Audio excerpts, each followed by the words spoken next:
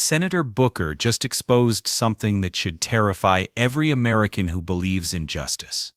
The man nominated to run our FBI testified under immunity in the classified documents case, then refused to tell Congress what he said under oath. What Booker revealed next wasn't just damaging, it was career-ending. This isn't about politics. It's about whether someone who hid behind legal protections can now be trusted to enforce them. An experience. In fact, this is the first time in FBI history that neither the director nor the deputy director have any experience with the FBI. You've shifted the agency's priorities primarily to pursuing Donald Trump's immigration enforcement agenda. According to ICE data, the Cato Institute, which is a conservative think tank, found that 20% of all agents have been diverted from their work to assist ICE immigration enforcement. 20%.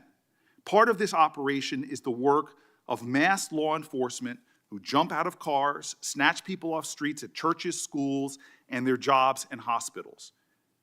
Have there been any FBI agents who investigate crimes against children that have been assigned to immigration enforcement, yes or no?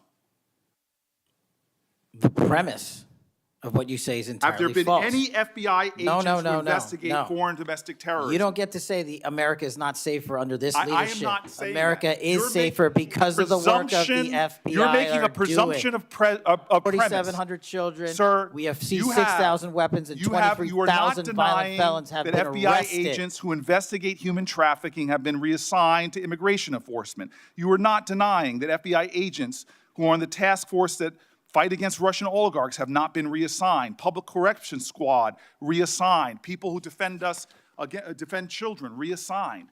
You're not denying that. I've seen you time and time again attack my colleagues' premises of questions as a way to not answer the question. So let me end with this. I believe you have made our country weaker and less safe. I believe that we are more vulnerable to a major event, and I pray to God it doesn't happen. You've gutted the Bureau of Institutional Knowledge and Expertise. You fired or pushed out seasoned FBI officials, many with more than 20 years of experience, and were working on cases that were critical. You've been purging thousands of serious law enforcement officials who spent their careers keeping us safe, only to lower hiring standards in order to find anyone to replace them. And shockingly, you admitted in this hearing to Senator Coons that it would take 14 years to fill the vacancies at your agency. Many are the result of your purge. 20% of FBI agents are doing low-level immigration enforcement instead of their mission-critical work. You've disbanded entire task forces that stop election interference, foreign influence, public corruption. And who benefits from this? Well, corrupt people benefit from it. Criminals benefit from it. Vladimir Putin benefits from it. And it really makes me wonder who you're looking out for. It makes me think we can't trust you as a nation. You swear to release the Epstein files, but now you're withholding the Epstein files. You claim that you have a suspect in a serious assassination. Whoops, then you don't have a suspect. You know nothing about plans to remove FBI agents, yet you're directly involved in those plans. In the words of an ex-FBI official, you are overseeing, and I quote, generational destruction of the nation's premier law enforcement agency. Mr. Patel, in just 8 months, you have assaulted the institutional integrity of the FBI. But I know FBI field agents. I've worked with them in Newark. No matter how truly bad you are, you can't undermine the legacy of agents who fight every day to keep us safe, but you can tarnish the integrity of the agency and undermine the agency's capacity. I believe you're failing as a leader, and that your failure does have serious implications for the safety and security of Americans and our families. We're more vulnerable to domestic and foreign attack because of your failures of leadership. I don't think you're fit to head the Bureau, but here's the thing, Mr. Patel. I think you're not going to be around long. I think this might be your last oversight hearing. Because as much as you supplicate yourself to the will of Donald Trump and not the Constitution of the United States of America, Donald Trump has shown us in his first term and in this term, he is not loyal to people like you. He will cut you loose.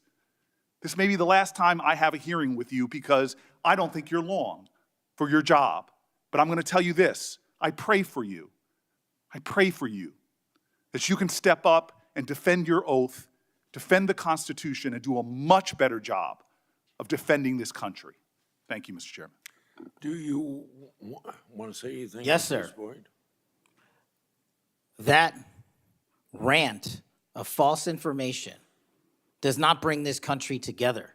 If you want to work on bringing this country, it's my time, not yours. My God. If You're you gonna want to lecture talk me about dividing this country, it is my I follow time. you on your social media posts that It is tear my this country time apart. to There address should be a your unifying- falsehoods. Oh, You are an you can try embarrassment all to the you division want in this to country. not Senator, take it is my responsibility time. for what You you had have your said. time. Sir, you're Your making a time is mockery of this over. committee. Sir, you don't tell me my time is over. You The know how people far of New we've Jersey come tell me since what my you time tell- is. Senator, You can't lecture me. You can tell me Sir, my time's over? You may be in charge of the I'm not FBI, going anywhere. but I am not afraid of you, sir. Mr. Chairman, Not afraid of you. Mr. Chairman, point of order. Senator Booker, I announced at the beginning of this meeting that this back and forth, talking over each other, doesn't work. And I said if that happened, I asked Patel not to respond, and I was going to give him some time after the senator's time was up to respond. And he has the privilege to do that uninterrupted. Mr. So Chairman, go- one point of Go order. ahead, Mr. I've Patel. watched him talk over us, and you've never once criticized him for us not even being able to get our questions out. Well, He has been rude and disrespectful to senator after senator. And when the senators were not giving him a chance to answer, I didn't stop the senator either. Go ahead, Senator. Thank you, Mr. Chairman. If the FBI, under my 7-month leadership, were failing this administration in this country, why do we have 23,000 violent felons arrested this year alone? A double increase from that time last year. Why is it that we have seized 6,000 weapons? Why have we found 1,500 child predators and arrested them? Why have we 300 human traffickers in jail? Why have we found and identified 4,700 children? Why have we seized 1,600 kilograms of fentanyl, enough to kill a third of the American public, a 25% increase alone from last year? 88,000 kilograms of cocaine seized, 7,000 kilograms of meth seized, and that's just on our criminal operations in summer heat. How is it possible that we are taking 8 kilograms off the streets of the cities in New Jersey and preventing the deaths of 607,000 people this year alone, a failure of the FBI and my leadership? How is it that we have counterintelligence arrests already this year exceeding the numbers from the entirety of last year? 33% increase in PRC, 83% in Russia, 60% in the CI space as it relates to Iran, and we haven't even talked about CT, the southern border, the northern border. Before Senator Cruz, I kind of feel like a broken record today. All this interest in FBI termination, yet my colleagues showed no intent or interest in when my whistleblowers suffered retaliation over the past years, particularly the past 4 years. Indeed, one whistleblower has alleged that Brian Driscoll's insubordination, whether an agent is on a hot button case or not, they ought to be held accountable for misconduct and weaponization. Senator Cruz. What Senator Booker exposed wasn't just about one man's evasiveness. It was a stress test of whether someone who used legal protections to shield himself from prosecutors can now be trusted to lead the agency that does the prosecuting. Booker's questioning cut through the procedural fog and landed on the core question. Do we really want an FBI director who won't tell Congress what he told a grand jury under oath? Let's break down why Patel's immunity testimony matters. When prosecutors compel someone to testify under immunity, it's because they believe that person has critical information about potential crimes. The immunity protects the witness from having their own words used against them in court, but it doesn't create a cone of silence around Congress.